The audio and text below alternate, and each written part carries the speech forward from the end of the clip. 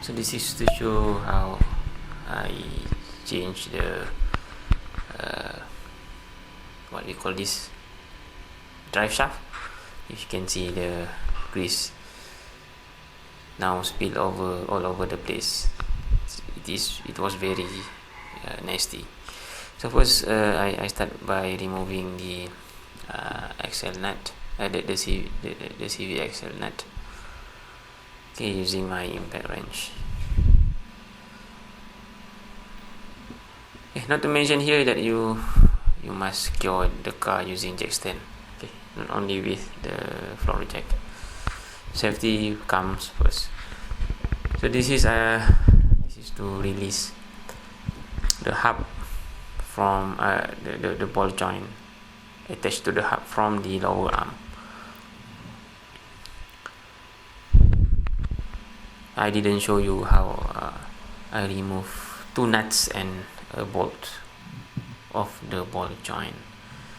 So you pull. So this require a bit of strength.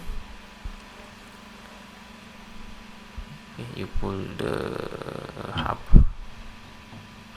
outwards and then push the CV axle inward. That way you release it from the wheel hub. This is okay. I tried the chisel and hammer method, but the axle didn't move, so I used the chain and slide hammer. It went very well.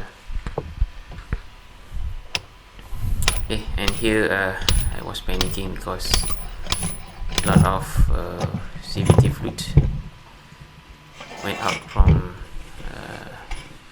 the gearbox. So you must be prepared. You must be well prepared to catch the CVT fluid. Okay, so down there. Okay, this is just to protect my hand from the spilled grease. This is to put the good CV axle. So by the way, this CV axle I bought it from the used car part shop. It was not that expensive. Still in a good condition. The rubber is still intact. So then after that, installation is easy, and it is the other way around. So I didn't show you, but at this step I actually detach the tie rod end from the wheel hub.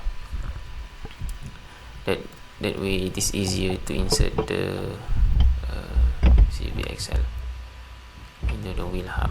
And you can check my other video of how to remove the tie rod end. Okay, this is to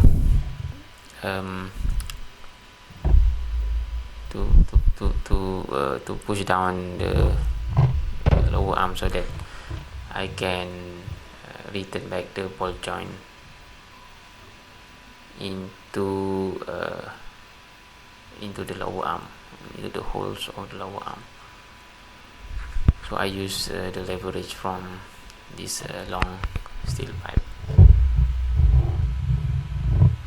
Okay, and then install back the two nuts and the bolt, and then the tie rod. Okay, and then I forgot to mention that I also remove the stabilizer link. The top bolt of the stabilizer link make the job done easier. That's all of how I change the CV axle. Yes, it was very nasty because of the spill over of the CVT fluid.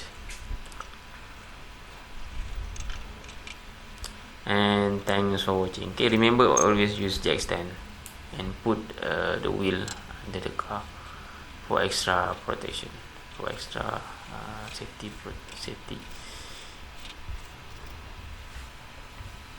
That's all. Thanks for watching.